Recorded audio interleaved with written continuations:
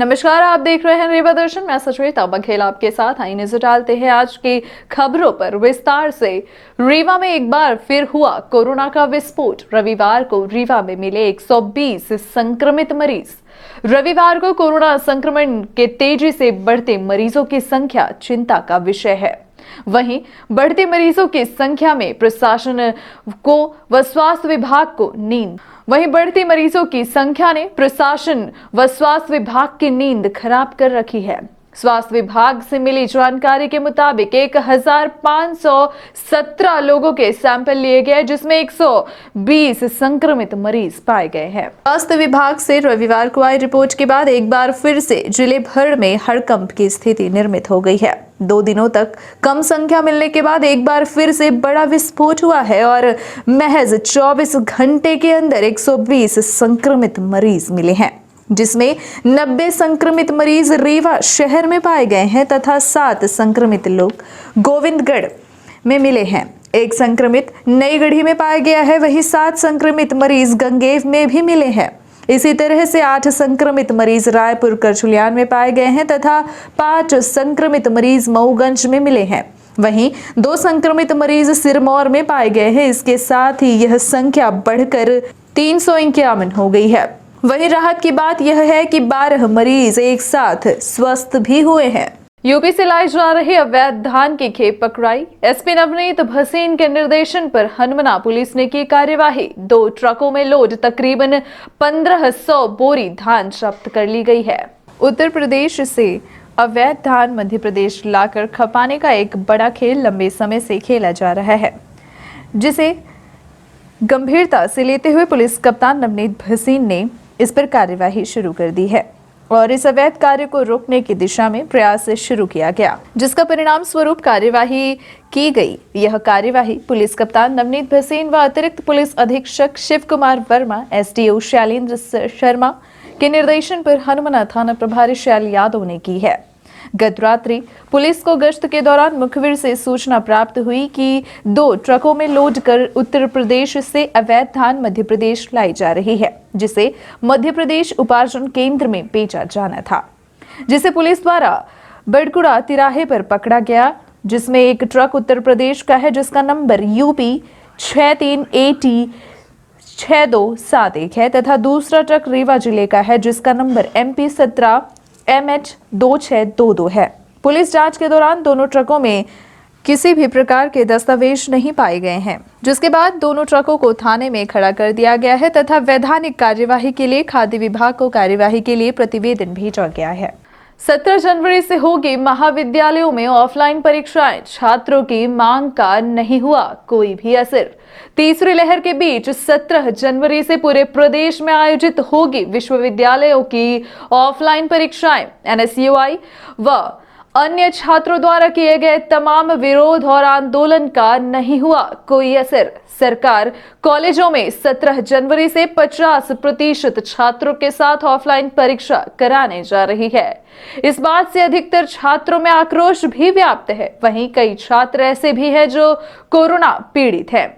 ऐसे में वह परीक्षा से वंचित हो रहे हैं, लेकिन इसके बाद भी सरकार परीक्षा स्थगित करने को राजी नहीं है। 17 जनवरी सोमवार से एपीएस में आयोजित होने वाली यूजी व पीजी की परीक्षाएं अपने तय समय में ही होने जा रही हैं। विश्वविद्यालय परीक्षा आयोजित कराने पूरी तैयारी कर ली गई है।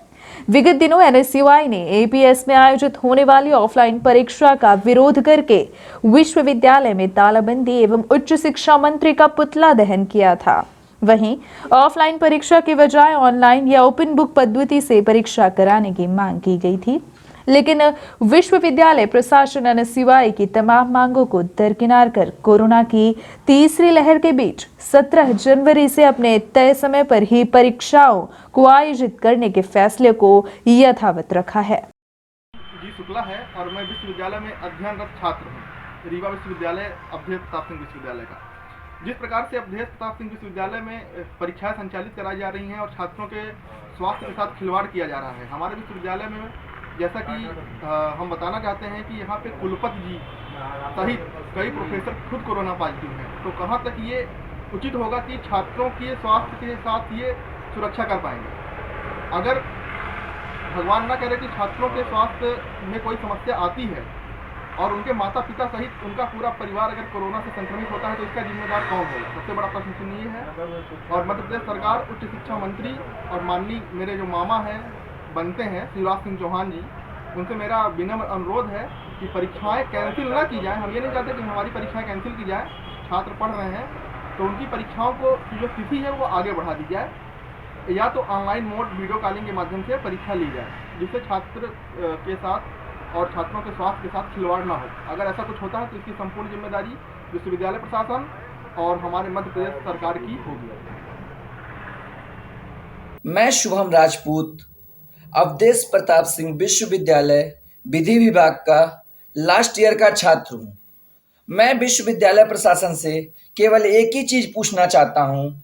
जिस विश्वविद्यालय के कुलपति महोदय खुद ही कोरोना पॉजिटिव हैं, मेरे विभाग के एचओडी सर कोरोना पॉजिटिव हैं, उस हिसाब से बच्चों का ऑफलाइन एग्ज़ाम कराना किस हद तक संभव है।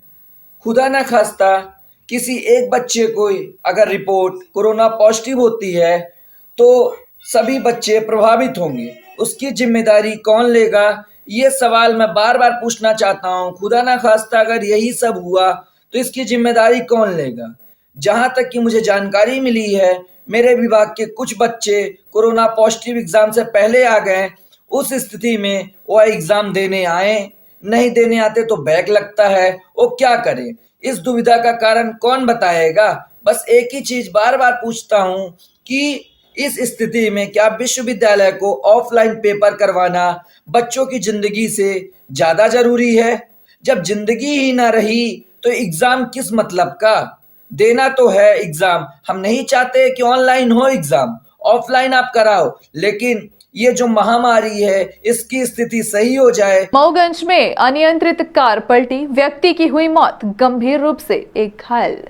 सड़क पर बैठे मवेशियों को बचाने के चक्कर में यह घटना हुई है। घटना मऊगंज पटेहरा के पास की बताई जा रही है, जहां डिवाइडर से टकराने के बाद यह भीषण सड़क हादसा हुआ है। मिर्जापुर से मऊगंज आ रही कार मऊगंज थाना क्षेत्र अंतर्गत पटेहरा गाँव के पास अचानक अनियंत्रित होकर पलट गया।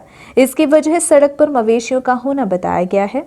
सड़क दुर्घटना का शिकार हुआ वाहन आर्टिगा कार है, जिसका नंबर है UP 32KT 8599, जो अनियंत्रित होकर डिवाइडर से टकरा गई। उसके बाद सीधे जाकर वहीं पलट गई। यह घटना लगभग सुबह 7 बजे की बताई जा रही है। वाहन वसीम अकरम पिता इस्लाम नूरी निवासी मुजफ्फरगंज मिर्जापुर का रहने वाला है, बुरी तरह से घायल है। वहीं उसके साथ वाहन पर सवार जयप्रकाश दुबे पिता रामशंकर दुबे ग्राम रामपुर जिला मिर्जापुर की घटना स्थल पर ही मौत हो गई। घटना के बाद मऊगंज थाना प्रभारी श्वेता मौर्य पुलिस बल के साथ मौके पर पहुंची और ग्रामीणों की मदद से घायल और मृतक का शव मऊगंज सिविल अस्पताल लाया गया, जहां पर चिकित्सकों ने घायल वसीम अकरम को प्राथमिक उपचार पश्चात उसकी गंभीर स्थिति को देखते हुए रीवा संजय गांधी अस्पताल रेफर किया, जहां घायल का इलाज चल रहा है। मऊगंज में यातायात अवरुद्ध करने वाले लोगों के खिलाफ मऊगंज पुलिस ने की कार्यवाही। सड़क पर खड़ी बसों को भी थाना प्रभारी ने किया जब्त। पुलिस अधीक्षक नवनीत भसीन के निर्देशानुसार यातायात व्यवस्था को सुगम व सुरक्षित बनाने की दिशा में मऊगंज एसडीओपी शैलेंद्र शर्मा के मार्गदर्शन में थाना प्रभारी श्वेता मौर्य द्वारा यातायात अवरुद्ध करने वाले सड़क पर खड़े वाहनों के खिलाफ बड़ी कार्यवाही की गई, जिसमें नगर भर में भ्रमण कर सड़क पर कब्जा जमाए बैठे लोगों को समझाइश दी गई थी, लेकिन इस बात का खास असर नहीं देखा गया, जिसके बाद यह बड़ी कार्यवाही की गई।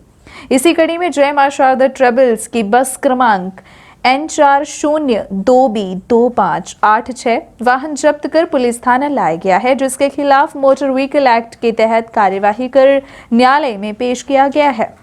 ऐसा माना जा रहा है कि रसूख के दम पर सड़कों के किनारे लोग अवैध कब्जा करते हैं, जिसकी वजह से यातायात व्यवस्था बदहाल होती है। श्री राम हर्षण सेवा संस्थान में संगीतमय श्रीमद् भागवत कथा का भव्य आयोजन। श्रीमद् भागवत कथा सप्ताह ज्ञान यज्ञ का शुभारंभ स्वामी वल्लभाचार्य जी महाराज के मुखारबिंद में किया जा रहा है, जहां पर बड़ी तादाद में भक्त पहुंचकर अमृतमयी श्रीमद् भागवत कथा ज्ञान यज्ञ को श्रवण कर जीवन को धन्य बना रहे रहे हैं।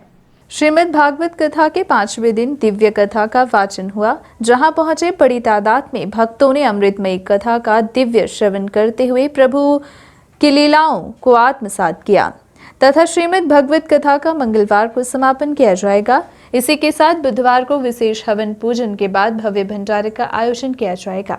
चल रही अमृतमयी कथा को श्रवण कर श्रद्धालु मंत्रमुग्ध होकर भगवान के चरणों में भजन कीर्तन एवं नृत्य कर आनंदित हो रहे हैं। अखिल भारतीय ब्राह्मण एकता परिषद का नववर्ष मिलन। अखिल भारतीय ब्राह्मण एकता परिषद रीवा इकाई द्वारा नववर्ष के उपलक्ष्य में जवात रैला गांव में नववर्ष मिलन समारोह का आयोजन किया गया।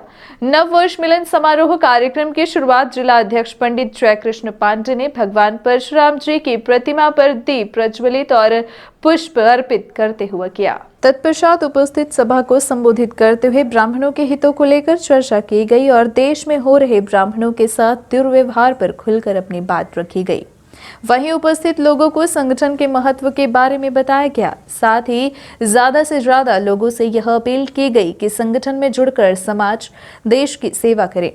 इस अवसर पर कार्यक्रम आयोजक अरुणेंद्र मिश्रा, उमेश उपाध्याय, प्रदीप तिवारी, अजीत पाठक, मुरलीलाल त्रिपाठी, मोहित चतुर्वेदी, रोहित शर्मा के अलावा बड़ी तादाद में लोग मौजूद रहे।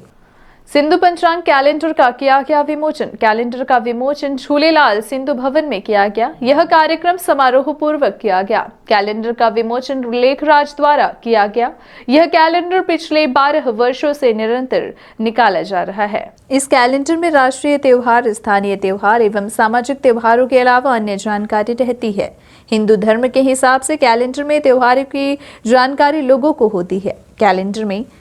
कैलेंडर के विमोचन अवसर पर सिंधु समाज के समाज सेवी सरदार प्रहलाद सिंह, पूर्व महापौर वीरेंद्र गुप्ता, नगर हिंदू उत्सव समिति श्री प्रकाश, परमजीत सिंह डंक, महेश सवानी, महेश चंदवानी, वंशी शाहू, संजीव गुप्ता, कैलाश कोटवानी के अलावा बड़ी तादाद में समाज के अन्य लोग मौजूद रहे। ये 11वां वर्ष है जो हमारे भाई लेखराज जी का प्रयास है। इतना अति सुंदर कैलेंडर शुरू से ही बनवाता रहा है और उसमें बड़ी मेहनत लगती है। ये लेखराज भाई के बस की बात है, लेकिन इससे जो फ़ायदा मिलता है, एक सामाजिक एकता ही बनती है और समाज के जो तीर्थ त्यौहार हैं, जो हमारे ऋषि मुनि हैं, संत हैं, या जो भी समाज के यहाँ रीवा में भी जो संत हैं, जो समाज के जो हमारे समाज सेवी हैं, कार्यकर्ता हैं, तो एक सामाजिक समरसता भी बनती है इससे। और जो अंग्रेजी में तो सब जानते हैं कि ये फला तारीख है, ये क्रिश्चियन बड़ा दिन है, या क्या बोलते हैं 26 जनवरी, बाकी सब जानते हैं। लेकिन जो समाज के 30 त्यौहार जो होते, तिथि होती हैं, थदरी है, घोघियो है, बहुत से ऐसे त्यौहार हैं हम लोगों के कि हम लोग बच्चों को पता ही नहीं है। ये जब धार्मिक पर्व हैं सामाजिक, जो हमारे हर समाज के अपने अपने हिसाब से होते हैं, तो वो उससे जानकारी मिलती है और बच्चों को ये ज्ञान मिलता है कि हमारे इतने त्यौहार हैं, इतने बड़े बड़े, जो हम लोग समझते ही नहीं है। थदरी है, मैंने कहा, तीजा है, घोघियो है, ये ऐसी वो टीजड़ी है, वो जन्माष्टमी के उसमें जो पर्व होता है, वो सब बच्चों को पता ही नहीं है। इस कैलेंडर से वो ज्ञान मिलता है।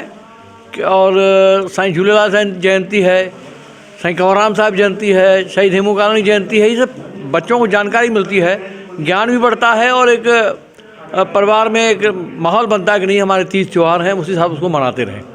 ये इसके लिए मैं भाई लेखराज जी को और उनके टीम को बधाई देता हूँ, बहुत बहुत बधाई देता हूँ। देखिए, पहली बात तो मैं भाई लेखराज जी को ढेर सारी शुभकामनाएं ज्ञापित करता हूँ कि वो लगातार 11 वर्षों से धर्म के प्रचार के लिए और धर्म की जानकारी के लिए वो लगातार कैलेंडर का निकाल रहे हैं और 11वां वर्ष है इस बार कि उन्होंने आज कैलेंडर का विमोचन करवाया है। निश्चित तौर पे हम सबका नया साल झूले चेटी चंड और उसमें रामनवमी से शुरू होता है, लेकिन चूंकि अंग्रेजी वर्ष के कारण आज ये कैलेंडर का ये विमोचन करा रहे हैं। कैलेंडर में पूरी जानकारी उसी हिसाब से चलती है जो हमारे हिंदू धर्म, हिंदू संस्कृति के मुताबिक चलती है। और हम सबको इस बात का ज्ञात होना चाहिए कि हम जिस समाज के हैं उस समाज की जानकारी हमारे आगे आने वाली पीढ़ियों को मिले, जिससे हम समाज को आगे ले जा सकें। और जो समाज अपनी बीती हुई अतीत को ध्यान में नहीं रखता वो समाज नष्ट हो जाता है। तो मैं लेखराज भाई को साधुवाद देता हूँ, धन्यवाद देता हूँ कि वो हमारे सिंधी समाज की, जो हमारा पुरुषार्थी समाज है, उसकी जानकारियों को लगातार पूरे समाज तक पहुँचाने के लिए प्रयासरत है। स्वास्थ्य शिविरों का आयोजन कर कोरोना नियंत्रण का किया जाएगा प्रयास। शहर के विभिन्न वार्डों में वृहद स्वास्थ्य शिविर आज से आयोजित किए जा रहे हैं। कोविड नियंत्रण के दिशा निर्देशों का पालन करते हुए शिविर में सामान्य रोगियों के स्वास्थ्य की जांच, महिलाओं एवं कुपोषित बच्चों का परीक्षण सहित अन्य सामान्य मरीजों की जांच कर निःशुल्क दवा का वितरण किया जाएगा। मुख्य चिकित्सा एवं स्वास्थ्य अधिकारी डॉक्टर BL मिश्रा ने बताया कि 17 जनवरी को वार्ड क्रमांक 14 आदिवासी खैरी बस्ती में, 19 जनवरी को वार्ड क्रमांक 9 निराला नगर आदिवासी बस्ती में, 21 जनवरी को निपनिया आदिवासी बस्ती में, 23 जनवरी को वार्ड क्रमांक 39 रुवानी तालाब आदिवासी बस्ती में तथा 25 जनवरी को वार्ड क्रमांक 45 कुठुलिया आदिवासी बस्ती में स्वास्थ्य शिविर आयोजित किया जाएगा। इसी क्रम में 27 जनवरी को वार्ड क्रमांक 26 पोखरी टोला, 31 जनवरी को वार्ड क्रमांक 9 बोदाबाग आदिवासी बस्ती, 2 फरवरी को वार्ड क्रमांक 15 रानी तालाब विस्थापित बस्ती तिवारी होटल के पीछे रतहरा एवं 4 फरवरी को वार्ड क्रमांक 4 जय स्तंभ के पास कबाड़ी मोहल्ले में स्वास्थ्य शिविर आयोजित किए जाएंगे। ये थी आज की खबरें। आगे की खबरों के लिए बने रहे रीवा दर्शन के साथ। दीजिए हमें इजाजत। नमस्कार।